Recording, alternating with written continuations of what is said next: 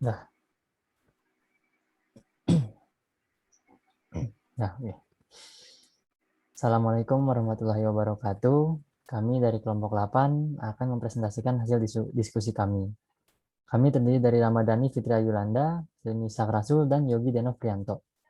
Pertama-tama kepada Saudara Yogi diperkenalkan untuk mempresentasikan.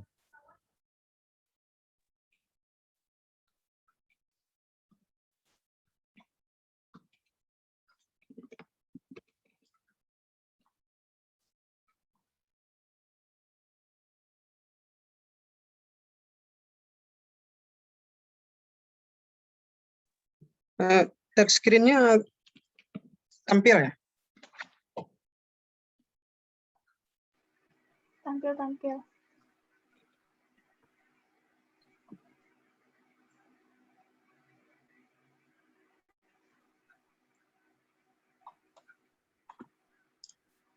Baiklah, saya akan membacakan materi pertama, yaitu sumber hukum perikatan adat. Yang pertama, 1. Perjanjian. A. Perjanjian yang berkaitan dengan tanah. Objek perjanjian adalah bukan tanah, tetapi berkaitan dengan tanah. Contoh yang pertama yaitu perjanjian bagi hasil. Yang kedua, perjanjian sewa tanah. Yang ketiga, perjanjian numpang rumah atau perkarangan. Yang keempat, pinjam uang dengan tanah sebagai jaminan. Dari perjanjian yang tidak berkaitan dengan tanah, terdiri atas beberapa perjanjian, yaitu yang pertama, perjanjian tebasan. Yang kedua, perjanjian kredit perorangan. Yang ketiga, perjanjian pertanggungan kerabat. Yang ketiga, perjanjian pekerjaan. Yang selanjutnya, perjanjian pemeliharaan, pertanggungan bagi aset ternak, dan serikat. C. Sikap tindak tertentu atau perjanjian bagi hasil. Dasar dari sikap tindakan tertentu adalah yang pertama, hak atas tanah mempunyai fungsi sosial. Yang kedua, seseorang mempunyai banyak tanah. Yang ketiga, tidak mempunyai tenaga atau waktu untuk mengerjakan sendiri. Objek yang dapat dibagi berupa tanaman dan tenaga kerja. Pihak-pihak yang dapat membagi hasil adalah yang pertama, pemilik tanah. Yang kedua, pemegang gadai. Yang ketiga, penyewa tanah. Yang keempat, pembeli tahunan. Yang kelima, pemegang tanah jabatan. Pemegang hak dapat dibagi dua, yaitu orang dalam dan orang luar. Hak yang punya tanah memperoleh bagian dipanennya dan memperoleh tanah secara fisik kembali. Kewajiban yang punya tanah tidak ikut campur pada proses panen dan penyerahan fisik tanahnya. Syarat pengerjaan tanah orang lain yaitu yang punya tanah turut campur. Yang kedua, penggarap tidak bisa bebas berada di bawah perintah. Yang ketiga, berhak atas hasil panen. Perjanjian bagi hasil dapat berupa gadai, jual tahunan, dan maupun sewa tanah. Yang kedua, undang-undang. Berdasarkan pasal 1352 KUH Perdata, perikatan yang lahir karena undang-undang timbul dari undang-undang sebagai undang-undang semata atau dari undang-undang sebagai akibat perbuatan manusia. A. Karena undang-undang semata. Perikatan yang lahir karena undang-undang semata dapat dijumpai dalam hukum keluarga, yaitu mengenai hubungan orang tua dan anak, dan hukum perkarangan tetangga yang hidup berdampingan. B. Perbuatan manusia.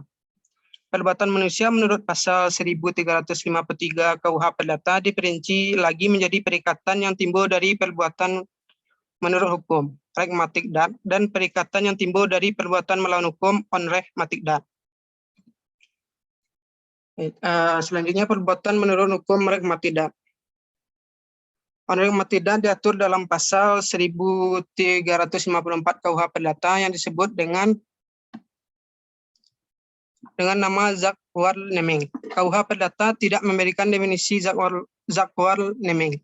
Tetapi bunyi pasal 1354 KUH Perdata adalah jika seorang dengan sukarela tanpa ditugaskan mewakili urusan orang lain dengan atau tanpa setahu orang itu, maka ia secara diam-diam mengikatkan dirinya untuk meneruskan serta menyelesaikan urusan itu. Hingga orang yang ia wakili kepentingannya dapat mengerjakan sendiri urusan itu. Ia harus membebani diri dengan segala sesuatu yang termasuk urusan itu. Ia juga harus menjalankan segala kewajiban yang harus dipikul jika ia menerima kekuasaan yang dinyatakan secara tegas. Dari rumusan tersebut di atas dapat kita lihat bahwa Zakwar naming adalah suatu perbuatan yang memenuhi unsur-unsur sebagai berikut. Yang pertama, suatu perbuatan hukum pengurusan kepentingan pihak atau orang lain. Yang kedua, dilakukan secara sukarela. Yang ketiga, dilakukan tanpa adanya perintah, kuasa atau kewenangan yang diberikan oleh pihak yang kepentingannya diurus.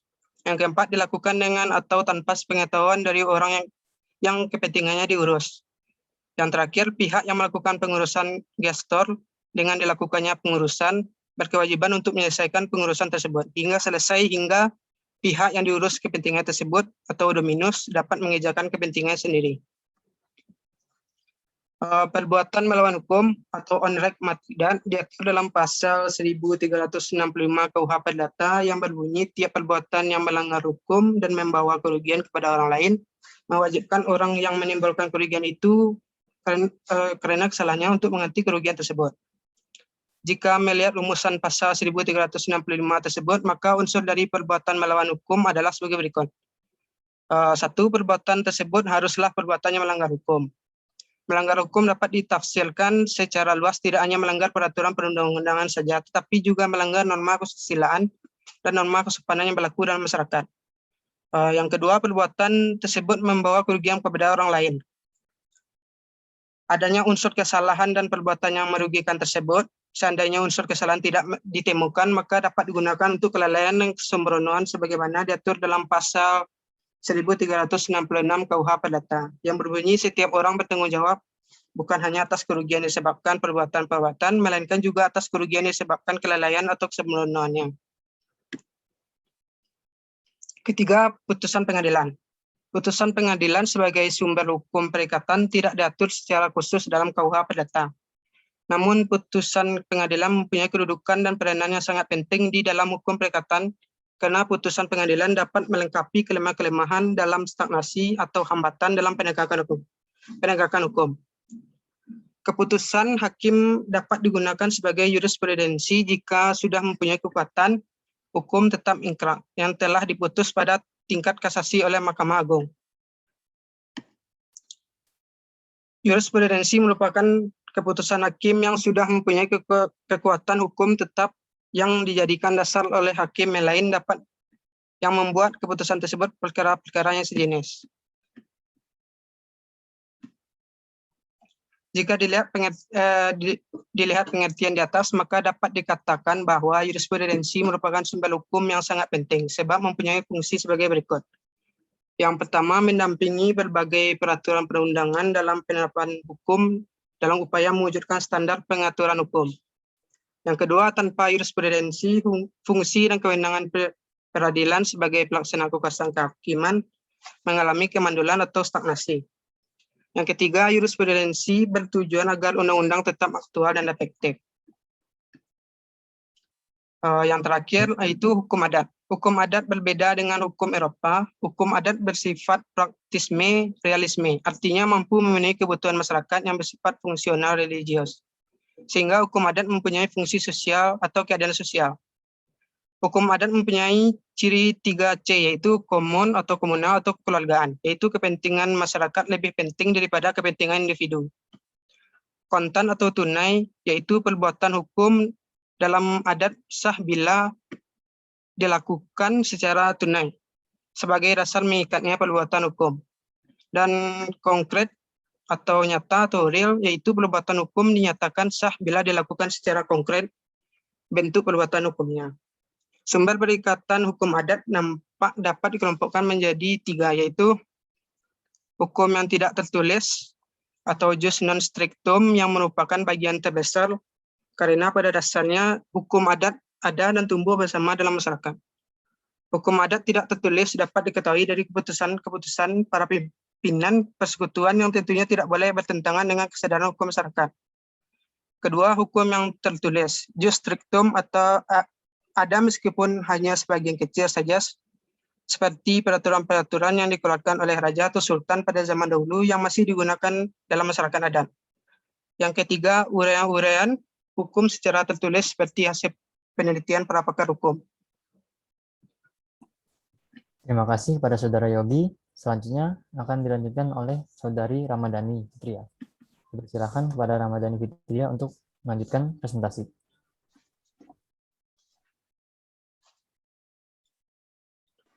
Baik, terima kasih kepada moderator. Selanjutnya adalah bagian-bagian dalam hukum perikatan adat.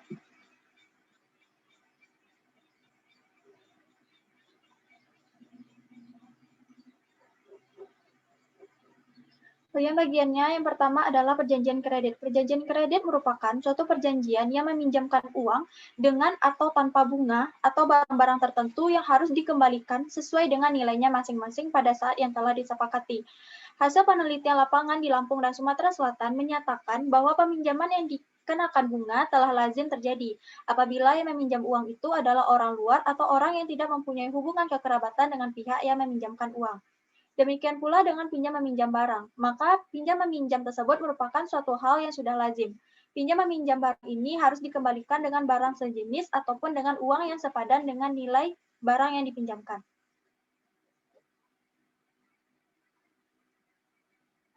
Yang kedua adalah perjanjian kempitan. Perjanjian kempitan merupakan suatu bentuk perjanjian di mana seseorang menitipkan sejumlah barang kepada pihak lain dengan janji bahwa kelak akan dikembalikan dalam bentuk uang atau barang yang sejenis.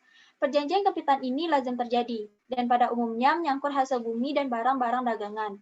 Di dalam perjanjian kempitan terdapat syarat-syarat yang harus dipenuhi. Di antaranya, yang pertama, harus ada musyawarah terlebih dahulu, kepercayaan dan surat perjanjian. Yang kedua, diadakan batas waktu pengembalian barang, dan kalau barang tersebut tidak diambil, maka barang itu akan dijual atas dasar mufakat.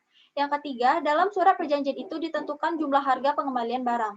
Dan yang terakhir, yaitu apabila barang yang dititipkan itu hilang, maka harus ada penggantian, dan apabila barang itu telah dijual, orang yang dititipi barang tersebut harus diberi upah untuk jerih payahnya. Dengan demikian, dalam perjanjian kempitan terdapat kecenderungan bahwa barang yang dititipkan itu harus dikembalikan apabila dikehendaki oleh pemilik barang. Dan adanya suatu syarat utama, yaitu di antara para pihak harus saling percaya satu sama lain.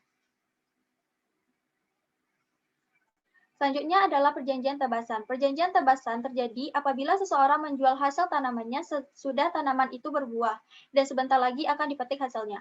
Perjanjian tebasan ini lazim terjadi pada padi atau tanaman buah-buahan yang sudah tua dan sedang berada di sawah ataupun di kebun. Di daerah-daerah tertentu, misalnya seperti di Sumatera Selatan, perjanjian tebasan merupakan perjanjian yang tidak lazim terjadi dan ada kecenderungan bahwa perikatan dalam bentuk ini merupakan perjanjian yang dilarang.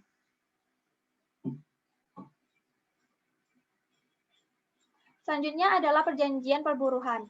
Perihal bekerja sebagai buruh dengan mendapat upah merupakan suatu hal yang sudah lazim terjadi. Dengan demikian, terdapat kecenderungan bahwa apabila memperkerjakan orang lain harus diberi upah dan upah tersebut haruslah berupa uang. Tetapi ada variasi lain, yaitu bahwa ada kemungkinan seseorang tersebut bekerja tanpa diberikan upah berupa uang. Akan tetapi, segala biaya kehidupannya dapat ditanggung seluruhnya. Terhad pernah mengatakan tentang menumpang di rumah orang lain dan mendapatkan makan dengan cuma-cuma, tapi harus bekerja dengan tuan rumah, dengan imbalan tenaga bantuannya di rumah maupun di ladang. Selanjutnya adalah perjanjian pemegangan.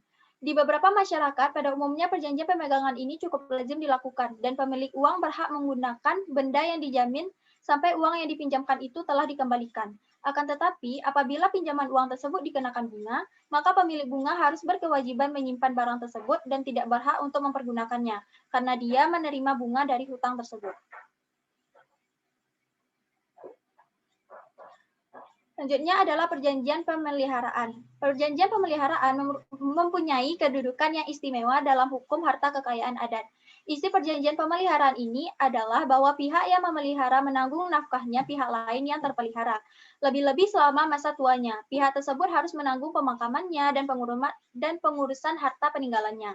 Sebagai imbalannya, si pemelihara mendapat sebagian dari harta peninggalan si terpelihara, di mana kadang-kadang bagian tersebut sama dengan bagian untuk seorang anak. Perjanjian ini pada umumnya dikenal di Minahasa dan persamaannya terdapat di Bali, di mana seseorang menyerahkan dirinya bersama segala harta bendanya kepada orang lain. Orang yang menerima penyerahan sedemikian itu wajib menyelenggarakan pemakamannya dan pembakaran mayatnya si penyerah, dan wajib memelihara sanak saudaranya yang ditinggalkan. Untuk itu, ia berhak atas harta peninggalannya. Selanjutnya adalah perjanjian pertanggungan kerabat. Terhar pernah menulis bahwa di dalam hukum adat terdapat perjanjian di mana seseorang menjadi penanggung hutangnya orang lain. Si penanggung dapat ditagih bila dianggap jika perluasan hutang tak mungkin lagi diperoleh dari si peminjam. Penanggung hutang orang lain terutama disebabkan karena adanya ikatan sekerabat atau keluarga. Yang kedua, mungkin jika berdasarkan atas rasa kesatuan daripada sanak saudara. Misalnya di karangan orang-orang Batak Karo, seorang laki-laki selalu bertindak bersama-sama atau dengan penanggungan anak baru Sinina, yaitu sanak saudaranya semenda dan kerabatnya saudara yang seakan-akan mewakili golongan-golongan mereka yang bertanggung jawab. Penelitian di beberapa masyarakat menyatakan kebenaran dari perkiraan yang diajukan oleh terhad tersebut. Di Sumatera Selatan, perjanjian penanggungan kerabat orang lain juga masih lazim dilakukan. Alasan-alasannya yaitu yang pertama adalah menyangkut kehormatan suku, yang kedua menyangkut kehormatan keluarga batik, yang ketiga menyangkut kehormatan keluarga luas. Selanjutnya adalah perjanjian serikat. Seringkali terdapat kepentingan-kepentingan tertentu yang dipelihara oleh anggota masyarakat dalam berbagai macam kerjasama. Kerjasama dari para anggota masyarakat untuk memenuhi kepentingan itulah yang menimbulkan syarikat, yang di dalamnya muncul perserikatan atau perjanjian-perjanjian untuk memenuhi kepentingan tertentu. Sebagai contoh, beberapa orang yang setiap bulan membayar sejumlah uang tertentu dalam waktu yang telah ditetapkan bersama. Misalnya dalam setiap bulan masing-masing mereka secara bergiliran akan menerima keseluruhan jumlah uang yang telah dibayarkan itu dan dapat mempergunakan uang tersebut sekaligus dan juga seluruhnya. Kegiatan yang demikian ini di Jakarta disebut dengan serikat, di Minangkabau disebut dengan julo-julo, di Selayar disebut dengan mahakha, dan di Minahasa disebut dengan mapalus.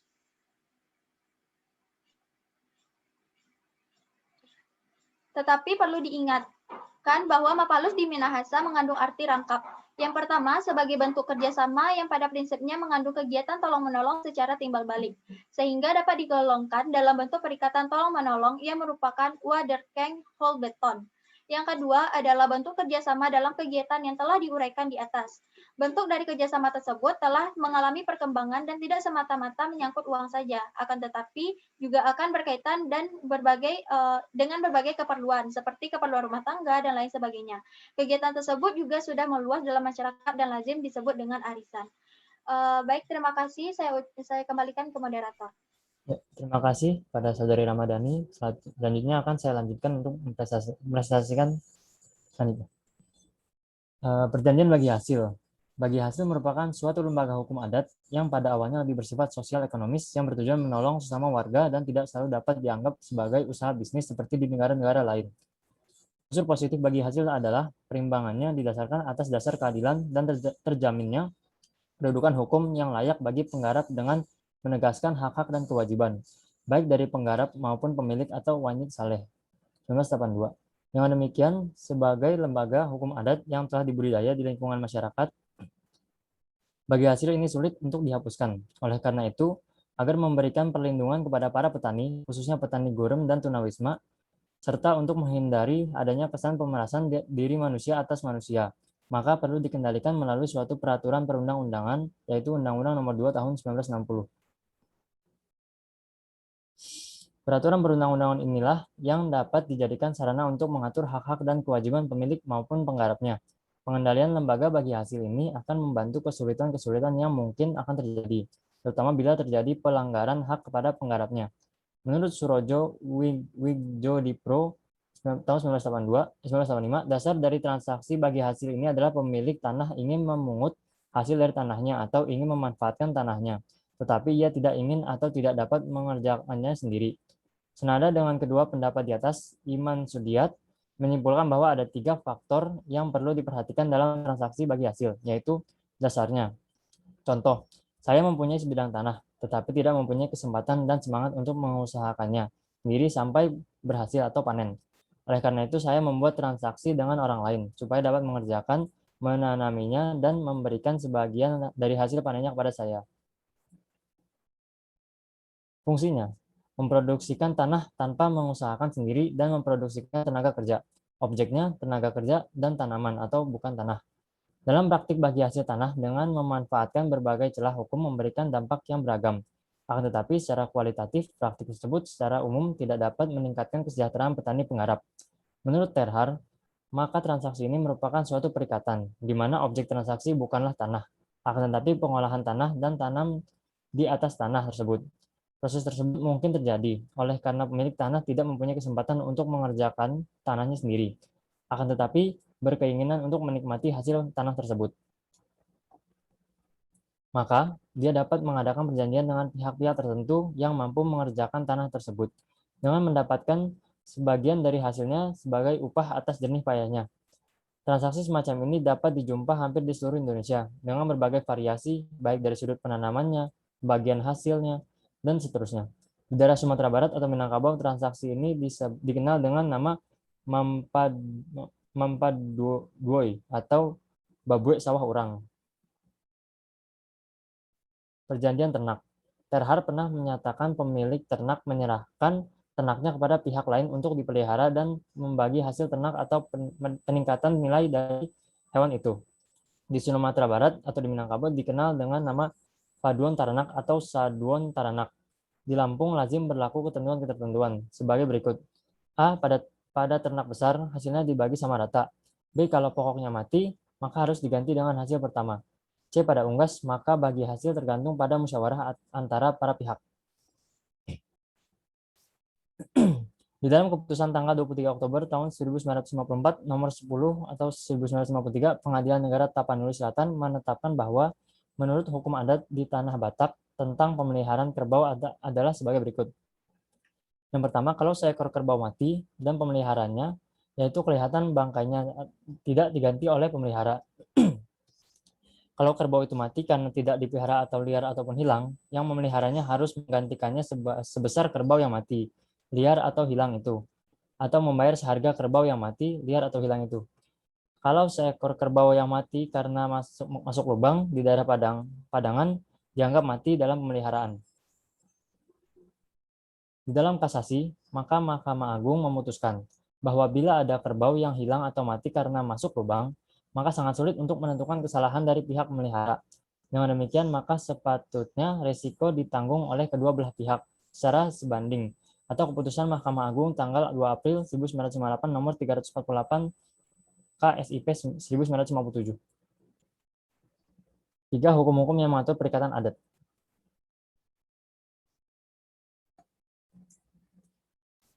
Secara beruntun, buku ini menuturkan alur pikir Herlian sehingga sampai pada kesimpulan asas keseimbangan dapat sungguh-sungguh diterapkan dalam perjanjian, dan karenanya patut dijadikan salah satu syarat keabsahan sebuah perjanjian.